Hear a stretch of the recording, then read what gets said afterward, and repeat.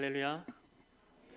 네, 주님의 은혜와 축복이 수요예배의 자리에 나오신 성도님들 모두에게 가득하시길 예수님의 이름으로 축복합니다.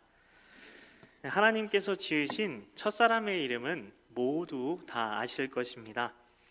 그래도 퀴즈를 한번 내보겠습니다. 1번 오답, 2번 아담, 3번 노답. 답은 몇 번일까요? 예, 모두 다 이미 알고 계셔서 웃으시는 줄 믿습니다. 그러면 하나님께서 인간을 만드실 때 어떤 방법을 사용하셨는지 혹시 알고 계신가요? 예, 속으로 다 말씀으로라고 생각하실 텐데요. 맞습니다. 하나님께서 지으신 모든 피조물들은 각자 이름을 가지고 있습니다. 그 이름은 그냥 누구야 부르기 위해서 있는 것, 그 정도가 아닙니다. 사람의 이름은 태어날 때 출생 배경을 성경에 보면 말해주기도 하고요. 앞으로 어떻게 살길 바라는 부모의 바람 등 여러 가지 의미가 이름 속에 들어 있습니다. 그러면 첫사람 아담이라는 이름의 뜻은 무엇일까요? 이 아담이라는 이름에는 하나님의 깊으신 뜻이 있습니다. 인류 최초의 사람이었던 아담의 이름을 통해서 성경이 말하고 있는 인간에 대해서 좀 이렇게 먼저 서두에서 나눠보고자 합니다. 7절에 보시면 여호와 하나님이 땅의 흙으로 사람을 지으시고 라고 말씀을 하고 있습니다. 여기서 흙이라는 말을 원래 구약 성경이 히브리 말로 다 돼 있는 거 다 아시잖아요. 근데 그걸 이렇게 직접 해석해 보면 땅에서 취한 먼지라는 말이 됩니다. 바로 사람의 몸이 땅에서 나왔다는 것이죠. 우리가 알고 있는 맨 처음 사람의 이름인 아담은 이 아담이란 말도 히브리 말인데요. 그런데 히브리 말로 땅을 뭐라고 할까요? 아다마입니다. 아다마 부르는 것 같으시죠? 네, 좀 비슷합니다. 이제 어디 가셔서 혹시 히브리 말로 땅이 뭔지 알아? 네, 아다마야. 이거 하나만 이렇게 이야기하셔도 다들 겉으로 이렇게 말은 못해도 속으로는 유식하네 이렇게 보실 겁니다. 아다마 쉬우시죠? 이 아담이라는 말과 이 땅이라는 히브리 말인 아다마가 비슷하다는 사실을 보면 육신의 근원이 땅이라는 것을 알 수가 있습니다. 이 아담이란 히브리 말은 흙처럼 붉다 이런 의미입니다. 한 가지 더 성도님들이 유식하게 해드릴 이렇게 이야기를 들려드릴 텐데요. 라틴어로 사람은 호모라고 합니다. 그래서 호모 사피엔스 뭐 그런 거 아시죠? 그러면 라틴어로 땅, 대지는 뭐라고 할까요? 네, 휴무스입니다. 휴무스. 호모, 휴무스 뭔가 비슷하죠 다. 라틴어로 인간이라는 호모라는 말도 땅을 의미하는 휴무스에서 나왔다는 것입니다. 결국 옛날 사람들은 모두 다 인간이 땅에서 나왔다고 다들 믿었다는 것이죠. 이제 인간이란 말만 들어도 땅, 흙 이런 것이 생각나실 것입니다. 그러면 오늘 설교 잘 들으신 것입니다. 인공위성에 찍힌 지구 사진을 보신 적이 있으실 텐데요. 이것을 보시면 사람들이 많이 모여서 살고 있는 도시는 좀 붉은 빛으로 보입니다. 이것은 어쩜 아담이라는 히브리 말이 흙처럼 붉다라고 말씀드린 것처럼 인간이 흙을 재료로 만들어졌기 때문이 아닐까 그렇게 이렇게 추정하는 학자들도 있다고 합니다. 사람이 죽고 나면 그 육체가 다시 흙으로 돌아가는 것도 같은 이치라고 볼 수 있습니다. 그래서 이사야서 64장 8절에 보면 우리는 진흙이요 주는 토기장이시니 우리는 다 주의 손으로 지으신 것이니이다 이런 말씀이 있습니다. 이런 이사야 선지자의 고백에서도 알 수 있는 것처럼 하나님께서 친히 흙으로 빚으셔서 사람을 만드셨기 때문에 우리의 주인이 되시는 분은 하나님이시고 우리는 언젠가 때가 되면 다시 흙으로 모두 다 돌아가게 되어 있다는 것입니다. 아담은 인류 최초의 사람이었습니다. 이 아담 덕분에 오늘날에도 수십억 명의 사람들이 이 지구 위에 살고 있고요. 그 안에서 여러 민족을 이루고 자신만의 문화와 역사를 각자 만들어가고 있죠. 무엇이든 처음이라는 것은 매우 중요한데요. 이 맨 처음 사람 아담은 뒤이어 나올 모든 사람들을 대표하는 자리에 서게 된 것입니다. 원하든 원치 않든요. 이 죄와 사망의 비극 속에 있는 인류의 모든 불행도 결국엔 아담의 죄로부터 시작이 되었죠. 이것을 죄의 대표성의 원리 이렇게도 이야기를 하는데요. 그래서 사도 바울은 로마서 5장 12절에 이렇게 말합니다. 그러므로 한 사람으로 말미암아 죄가 세상에 들어오고 죄로 말미암아 사망이 들어왔나니 이와 같이 모든 사람이 죄를 지었으므로 사망이 모든 사람에게 이르렀느니라 이렇게 말하고 있습니다. 그럼 하나님께서는 첫사람 아담을 어떻게 만드셨을까요? 특별한 방법이었습니다. 아까 처음에 제가 질문을 하나 드렸었죠. 사람이 어떻게 만들어졌는지 아시냐? 했더니 여러분 속으로 이렇게 말씀으로라고 생각하셨을 텐데요. 자, 요 부분에서 좀 특별한 점이 인간만이 뭔가 특별한 점이 있기 때문에 서두에서 그런 질문을 드린 것입니다. 하나님께서는 아담을 특별하게 만드셨습니다. 흙으로 몸을 만드셨어요. 물론, 근데 거기에 호흡을 불어넣으신 것입니다. 후 하고요. 어떤 피조물도 근데 이렇게 만들어지지 않았습니다. 다른 피조물들은 하나님께서 말씀만 하시면 그냥 만들어졌습니다.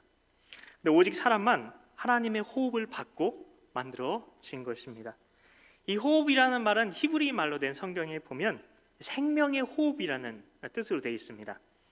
이 말은 흙으로 만들어진 인간의 몸에 전능하신 하나님의 능력에 의해서 하나님의 호흡이 불어넣어지고 인간이 살아있는 생명체가 되었다는 것입니다. 전도서 3장 21절에 보면 인생들의 혼은 위로 올라가고 짐승의 혼은 아래 곧 땅으로 내려가는 줄 누가 알랴 이렇게 말하고 있습니다. 이 말은 인간은 천국에 가고 짐승은 못 간다 이런 뜻이잖아요. 그럼 왜 인간의 영혼만 천국에 가고 짐승들은 못 가는 것일까요? 좀 불공평한 거 아닌가요? 다 똑같이 하나님이 만드셨잖아요. 어떻게 보면 인간이 진짜 고귀한 이유는 인간 외에 그 어떤 피조물에게도 없는 하나님의 호흡, 다시 말해 영을 지니고 태어나기 때문입니다. 아담은 다른 동물들처럼 흙으로 지어졌어요. 하지만 하나님의 호흡을 받았기 때문에 동물과는 차원이 다르게 만들어졌다는 것입니다. 그렇기 때문에 우린 진화론을 믿을 수가 없는 겁니다. 진화론은 인간에게 영이 없다고 말하거든요. 그러니 진화론자에게는 인간도 짐승도 다르지 않은 것입니다. 그러니 더 생물학적으로 우성한 종자가 무엇인가를 연구하는 그런 학문이 나왔었고요. 그리고 이 때문에 히틀러가 이 학문을 가지고 수많은 사람들을 조금의 양심의 가책도 없이 학살했던 것입니다. 진화론과 히틀러의 학살과는 아주 긴밀한 그렇기 때문에 관계가 있다는 것이죠. 그렇기 때문에 인간이 영적인 존재라는 게 아주 중요하다는 것입니다. 그러므로 사람은 결코 원숭이에서 진화된 것이 아닙니다. 성경은 분명히 인간이 짐승들과 다르게 하나님의 형상에 따라 영과 혼이 지어졌다고 말하기 때문입니다. 이런 이유로 만일 인간을 동물적이고 물질적인 것처럼 만약에 말한다면 그 자체가 죄가 된다는 것입니다. 그렇기 때문에 세상은 그렇게 믿지 않다 할지라도 성도는 사람 모두가 하나님의 형상대로 지어진 소중한 존재라는 것을 늘 생각해야 하는 것입니다. 그래서 마태복음 10장 29절부터 31절까지의 말씀을 보시면 참새 한 마리도 하나님 아버지께서 허락하지 않으시면 그 하나라도 땅에 떨어지지 않는다고 말씀하시면서 너희는 머리털 하나까지도 다 세고 계시다고 우리가 그 많은 참새보다 더 귀하다고 말씀해 주신 것입니다. 성경은 하나님께서 사람에게 호흡을 불어넣으시자 생령이 되었다고 말씀합니다. 여기 중요합니다. 생령. 이 생령이라는 말은 살아 호흡하는 영이다 이런 뜻입니다. 오직 인간만이 하나님께서 호흡을 불어넣으신 영적인 존재가 되었다는 것입니다. 이 다른 피조물과 달리 인간만 영이 있기 때문에 하나님과 교제할 수 있는 인격을 갖게 된 것입니다. 우리는 인격이라는 말을 자주 사용을 하는데요. 하나님에 대해서도 인격적이신 하나님이시다 이런 말을 사용하기도 합니다. 근데 이 인격적인 게 무엇인지 알려면 바로 이 말씀을 알아야 한다는 것입니다. 인격은 인간이 하나님과 교제할 수 있게 하시기 위해서 하나님께서 인간에게만 주신 선물입니다. 이게 바로 인간이 하나님의 형상을 닮았다는 의미입니다. 사람은 더 이상 그래서 흙의 수준에 머물러서는 안 됩니다. 하나님의 생기 때문에 살아 움직이는 인격을 갖게 되었기 때문입니다. 그러므로 우리는 식물처럼 한 곳에 있지 않습니다. 동물처럼 자연의 지배를 받으며 살지도 않는 것입니다. 오히려 개척하고 지배하면서 살아온 것이 바로 인간입니다. 인간은 항상 발전을 원하고 진리와 영생을 갈망하고 있습니다. 인간이 이런 것을 갈망하게 되는 이유가 바로 생령, 생명이기 때문이라는 것입니다. 맨 처음 사람이었던 아담은 이런 생명과 자유를 만끽하면서 살았습니다. 그런데 인간이 죄를 지어서 그 생명을 잃어버린 것입니다. 이 생명 그냥 뭐 살아 숨쉰다 이런 의미의 이런 생명이 아닙니다. 다른 동물도 식물도 그런 종류의 생명은 다 가지고 있습니다. 여기서 말하는 생명은 어떤 생명을 말하는 것일까요? 1번 육적인 생명, 2번 영적인 생명. 네, 둘 중에 하나 선택하시면 됩니다. 네, 맞습니다. 영적인 생명이 끊어진 것입니다. 이 아담을 보면 근데 뭐 죄를 지어도 당장 하늘에서 날렵하게 떨어져서 죽은 게 아니잖아요. 그래서 뭐 그래도 다행이네라고 생각을 하실 수도 있을 것입니다. 그런데 영적인 생명이 끊어졌다는 것은 하나님과의 교제가 완전히 단절되었다는 뜻입니다. 하나님과 예전처럼 동행할 수가 없게 되었다는 것입니다. 그래서 저는 예동교회가 좋습니다. 예동교회라는 교회 이름을 처음 들었을 때 부산을 잘 모르니까 동네 이름을 뭐 교회 이름으로 한 거 아니야? 뭐 이렇게 생각하기도 하고 아니면 무슨 어디에 동쪽 뭐 네 그렇게 말하는 것인가 궁금했는데 교육관이 저희 집이잖아요. 근데 거기 보니까 딱 써져 있더라고요. 예수님과 동행하는 예동교회. 예수님과 동행하는 교회라고 해서 예동교회구나. 네, 교회 이름을 보고 그래서 참 은혜를 많이 받았습니다. 예수님과 동행하는 것이 바로 요 예동교회 바로 이 이름이 인간이 맨 처음 창조되었을 때의 모습으로 돌아가는 것이기 때문입니다. 맨 처음 아담은 이 8절에 오늘 본문 8절에 보시면 하나님께서 아담을 에덴 동산에 두셨다고 하잖아요. 그럼 에덴 동산의 크기는 얼마만 했을까요? 지구 전체가 에덴 동산이었을까요? 그렇지는 않았을 것입니다. 왜냐하면 하나님께서 아담에게 동산 관리를 다 맡기셨는데 그렇다면 혼자서 에덴 동산을 지구 전체를 이렇게 돌면서 산타클로스처럼 이렇게 다 관리할 수는 없었을 것입니다. 그리고 에덴 동산이 그런데 그럼 어디 있었을까? 그거를 짐작할 수 있는 말씀이 있는데요. 자, 비기 힛 유만 생각하시면 됩니다. 비기 힛 유. 자, 비손 기혼 히데겔 유브라데. 비손 기혼 히데겔 유브라데. 외우기 힘들어 보이시죠? 혹시 충청도 사투리로 가위바위보 있잖아요. 요거에 비겼다는 말을 어떻게 하는지 혹시 아십니까? 비겨슈. 예. 예. 비기슈. 예. 비기슈 비슷하죠? 비기슈. 오늘 다 외우셨어요. 예. 비기히슈. 비손 기혼 히데겔 유브라데. 그래서 자, 이제 에덴 동산 사방으로 흘렀던 강 이름들 다 외우신 거예요. 뭐 이런 거 목사고시에도 나오는데 어려운 건데요. 혹시 기억력이 대단하셔서 그런 거예요. 자, 에덴 동산에서 시작된 이 네 강에서 세상에서 생명의 물이 다 공급되었다고 성경에 기록되어 있습니다. 이 하나님께서는 에덴 동산을 창조된 세계를 다스린 본부로 삼으신 것입니다. 그리고 에덴 동산에 두 그루의 나무가 있었죠. 요즘에 저희가 열심히 성경 문제집 내셨잖아요. 그걸 열심히 채점을 하고 있는데요. 자, 그런 데 나올 만한 문제입니다. 예. 그래서 두 그루의 나무가 있었는데 다 아시죠? 자, 생명나무와 선악을 알게 하는 나무. 역시 대단하십니다. 자, 역시 탁월하세요. 근데 이 거기 에덴 동산이라고 할 때 에덴이라는 말은 기쁨이란 뜻입니다. 그래서 이 에덴 동산이라는 말은 기쁨의 동산이다. 그런 의미를 가지고 있는데요. 하나님께서는 이 아담을 지으시고 또 아담을 에덴 동산에서 이끄셔서 하나님께서 정해 주신 질서에 따라서 에덴 동산을 관리하는 사명을 맡겨 주셨어요. 하나님께서는 만물을 지배할 수 있는 권세를 아담에게 주셨는데요. 근데 그걸 어떻게 알 수 있냐? 궁금하실 수 있는데 19절에 보시면은 이런 이야기가 나옵니다. 아담이 동물들의 이름을 다 지어주는 이야기가 나옵니다. 원래 아담과 동물들은 똑같이 흙으로 만들어졌잖아요. 근데 아담도 동물도 하나님이 흙으로 만드셨는데 왜 인간에게만 지배권을 주시느냐? 이렇게 너무나 마음이 따뜻하신 성도님들은 이렇게 생각을 하실 수가 있습니다. 근데 아담과 동물은 태생적으로 엄청난 차이가 납니다. 왜냐하면 하나님께서 동물들을 만드시고 인간들과 똑같이 동물들에게 생기를 불어 넣어주셨다는 말이 성경에 나오고 있습니까? 없습니다. 하나님의 생기 때문에 하나님께서는 들짐승들과 새의 이름을 아담이 짓게 하셔서 이 아담에게 하나님께서 지배권을 주신 것을 다 알게 하셨습니다. 그렇기 때문에 아담과 짐승들은 근본부터가 다르다는 것입니다. 15절에는 이 히브리 말 아바드라는 말이 나오는데 아바드. 네, 알아두시면 좋습니다. 아바드. 이 아바드라는 말은 우리말 성경에는 경작하며라고 나오는데요. 근데 옛날 성경에는 다스리며라고 돼 있어요. 그리고 15절에는 경작하며 지키게 하시고라고 돼 있는데요. 지킨다는 히브리 말로 샤마르입니다. 모르셔도 돼요. 뭐 아바드 샤마르 모르셔도 되는데요. 이 돌보다는 뜻을 샤마르라는 말은 가지고 있습니다. 이 말씀을 통해서 한 가지 살펴보고 싶은 게 있어서 그럽니다. 뭐냐면 여기서 보면 다스린다는 말에 무슨 뜻인지가 나와 있어요. 그래서 다스린다는 것은 경작하고 가꾸고 돌보는 책임을 갖는 것, 이것이 바로 다스린다는 의미입니다. 그래서 나라를 다스리는 사람들은 이렇게 해야 됩니다.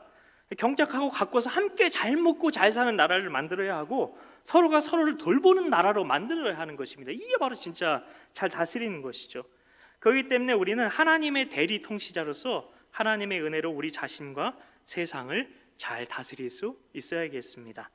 자, 그리고 성경은 아담뿐 아니라 다른 한 사람을 등장시키고 있는데 오늘 설교 제목이 아담과 하와잖아요.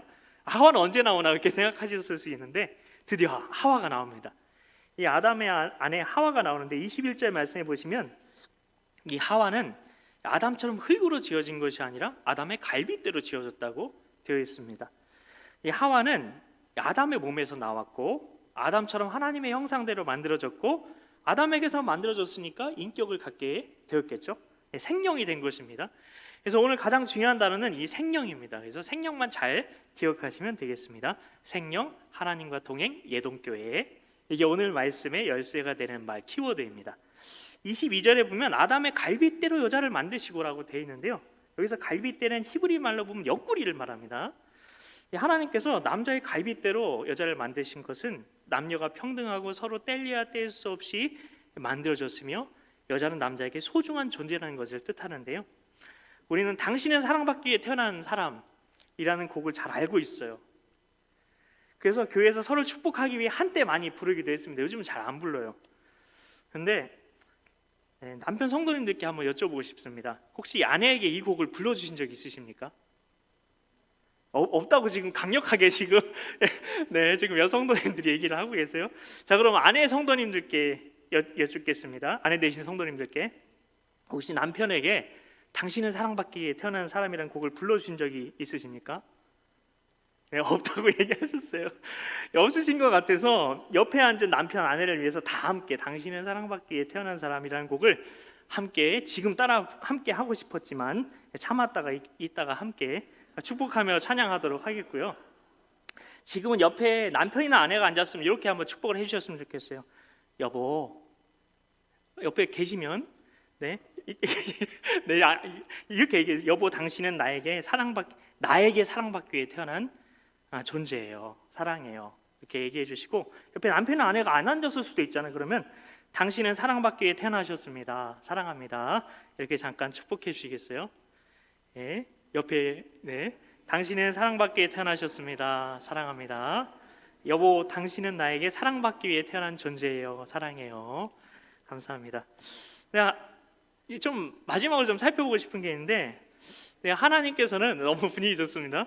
왜 굳이 옆구리 갈빗대로 여자를 지으신 것일까요? 남자의 머리 부분에서 여자를 지으실 수도 있었을 것이고 발에서 여자를 지으실 수도 있었을 것 같은데요. 물론 다른 부분에서 여자를 창조하실 수도 있었겠죠, 하나님께서. 네, 만약에 남자의 머리에서 여자를 지으셨으면 여자가 남자 머리 위에 있어서 남자를 지배할 수도 있었을 것입니다. 그런 성향들이 너무나 다분하지 않아요? 네, 남자의 발에서 여자를 짓지 않은 것은 남자에서 여자가 짓밟히지 못하게 하시기 위해서이라고 이렇게 학자들은 이야기를 하고 있습니다. 여자가 남자의 이 가슴에 있는 갈빗대에서 지어진 것은 남자가 여자를 가슴으로 감싸 안아주고 아껴줘야 한다는 것을 아껴줘야 한다고 그렇게 저는 생각을 합니다. 그러므로 여자는 남자의 머리 위에서 남자를 지배하는 존재도 아니고 남자의 발밑에서 일방적으로 군소리도 못하고 복종하는 존재도 아닙니다. 이것은 남자 여자가 서로 존중받아야 하는 하나님의 형상이라는 것을 말해주는 것입니다. 왜냐하면 아담만 생명이 아니라, 생명이라는 단어가 중요하다고 했잖아요. 아담만 생명이 아니라 하와만 생명이 아니라 아담과 하와 남녀 모두 생명입니다. 하나님의 호흡, 하나님의 루학, 하나님의 생기가 부어진 존재이기 때문입니다. 모두가 다 그래서 하나님의 형상이라는 것이죠. 모두가 하나님과 교제하도록 지어진 인격을 가지고 있다는 것입니다. 성경은 하와가 아담의 한 부분이라고 강조를 합니다. 아담은 하와를 보고 내 뼈 중에 뼈, 살 중에 살이라 이렇게 감탄을 합니다. 남자와 여자의 신비가 바로 여기 있는 것입니다. 아담과 하와는 각자 인격을 가지고 있어요. 그런데 한 몸과 같다는 것입니다. 사람은 다 태어난 것도 다르고 자라난 환경도 다릅니다. 살면서 경험하는 것도 다르고 배운 것도 다 다릅니다. 그러니 당연히 다를 수밖에 없는 것이죠. 그런데 남녀가 서로 부부가 될 때 둘은 다른 존재가 아니라 한 몸이 되는 것입니다. 부부가 되고 한 가정을 이루는 것은 한 몸이 되는 것이죠.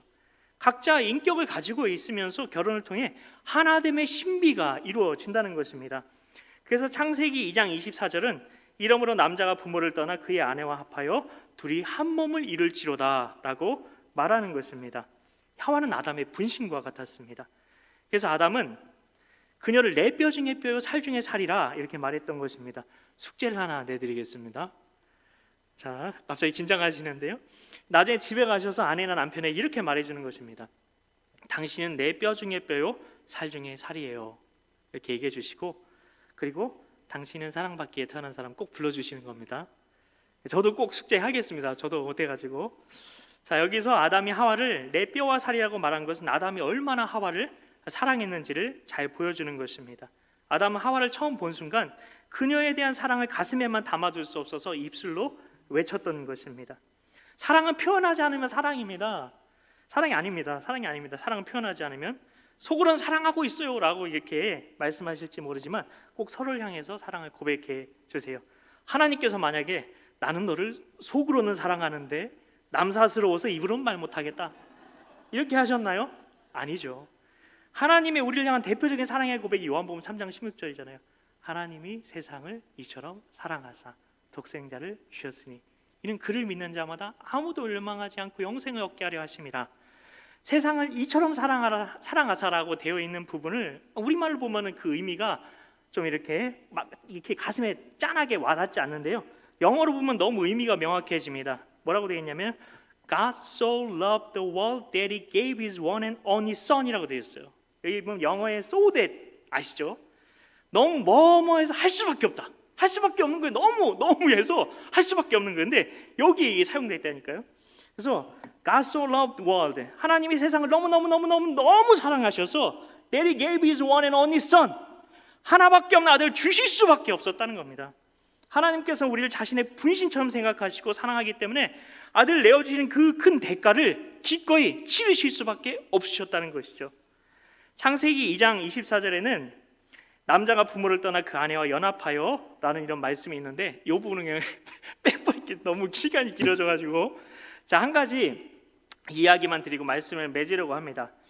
결혼할 나이가 훨씬 넘었는데도 마땅한 신부감을 찾지 못해서 고민하고 있는 청년이 있었습니다. 늙은 어머니는 빨리 며느리를 보고 싶어서 날마다 이웃 마을에 사는 처녀들 사진을 얻어오기도 하고 또 아들 데리고 나서 선을 보게 됐지만 번번이 잘 안 되는 거예요. 그래서 너무나 애가 타셨어요. 그 청년은 어떤 여자를 만나든지 못생겼어요. 너무 키가 작아요. 너무 키가 커요. 목소리가 안 예뻐요. 하면서 퇴짜만 놓는 겁니다. 그래서 참다 못한 그 청년의 어머니는 자신이 다니고 있는 교회의 목사님을 찾아가서 의논을 하게 됩니다. 목사님 어머니의 말씀을 들으시고 청년을 만납니다. 자네는 혼자 살 생각인가? 목사님의 물음에 청년은 펄쩍 뛰며 대답합니다. 천만에요. 저는 하루라도 빨리 결혼해서 행복하게 사는 게 제 꿈입니다. 그런데 왜 그 많은 신부감들을 다 거절한 건가? 그야 뭐 제가 원한 여자가 아니기 때문이죠. 자네가 원하는 여자는 대체 어떤 여자를 말하는가? 청년은 두 눈을 반짝이며 자기가 원하는 신부감의 조건을 늘어놓기 시작합니다. 우선 얼굴이 이 세상에서 제일 예뻐야 하고요. 목소리도 나긋나긋한 게 제 마음에 쏙 들어야 되고요. 마음씨도 요리 솜씨도 이 세상에서 제일. 청년의 이야기를 들으시던 목사님은 말을 가로막으시면서 이렇게 말씀하셨습니다. 그렇다면 자넨 글렀네. 결혼을 포기해야겠어. 그 여자는 이미 시집을 갔으니까 말이야. 예? 청년은 눈이 휘둥그레졌어요. 그런 여자가 있었단 말입니까? 도대체 그 여자는 어디로 시집을 간 겁니까? 그 여자 목사님께서는 이렇게 대답을 하셨습니다. 뭐든지 세상에서 제일인 그 여자는 벌써 오래전에 바로 내 신부가 되었다네. 성도 여러분, 누구든지 자기 아내 남편을 하나님께서 짝지어 주신 배필, 여기 경상도에서는 짝지라고 하잖아요. 짝지로 받아들이시고 감사하게 생각하신다면 내 남편, 내 아내가 세상에서 제일 가는 신랑감, 신부감인 것입니다. 하나님께서 우리 모두를 생명으로 지으셨습니다. 하나밖에 없는 아들 예수님은 우리를 위해서 내어주실 수밖에 없으실 만큼 남자와 여자를, 내 남편과 내 아내를 사랑하신 분이 바로 하나님이시라는 것입니다. 하나님의 사랑의 눈으로 서로를 사랑할 때 하나님과 동행하는 행복을 누리며 살 수 있습니다. 그 가정이 천국 가정이 되는 것입니다. 서로를 하나님의 사랑의 눈으로 바라보심으로 하나님께서 이 부부관계를 통해서 우리에게 주시기 원하시는 풍성한 은혜와 축복들을 누리시는 성도님들 모두 되시길 예수님의 이름으로 축복합니다. 네, 드디어 시간이 왔습니다. 네, 당신은 사랑받기 위해 태어난 옆에 계신 성도님 바라보시면서 네, 손을 뻗어서 같이 우리 축복했으면 좋겠습니다. 네, 그리고 이 찬양 이후에 네, 주기도 말씀으로 예배를 마치겠습니다.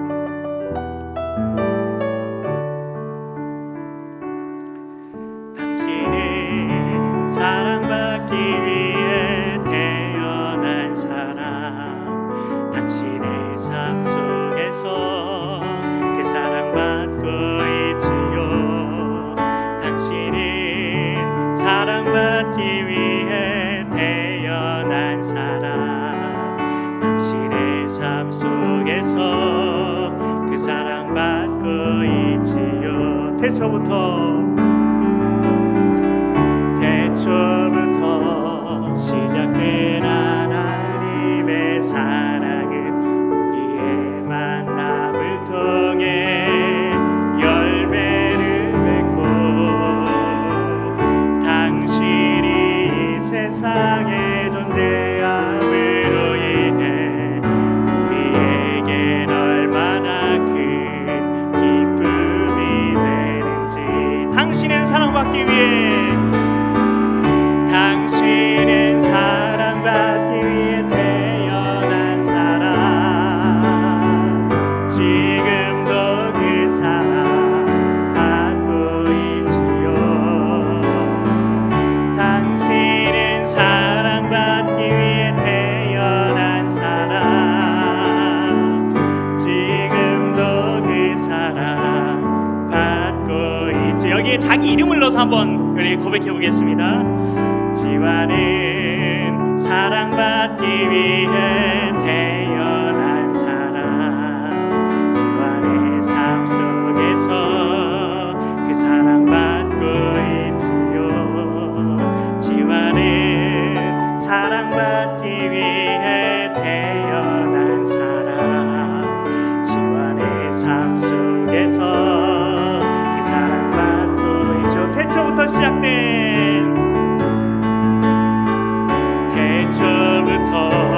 시작된 하나님의 사랑은 우리의 만남을 통해 열매를 맺고 자기 이름을 넣어서 지관이 이 세상에 존재함으로 인해 우리에겐 얼마나 큰 기쁨이 되는지. 자기 이름을 넣어서 축복합니다. 사랑받기 위해 태어난 사람, 지금도 그 사랑 받고 있지요. 당신은 사랑받기 위해 태어난 사람, 지금도 그 사랑 받고 있지요. 주님과 주신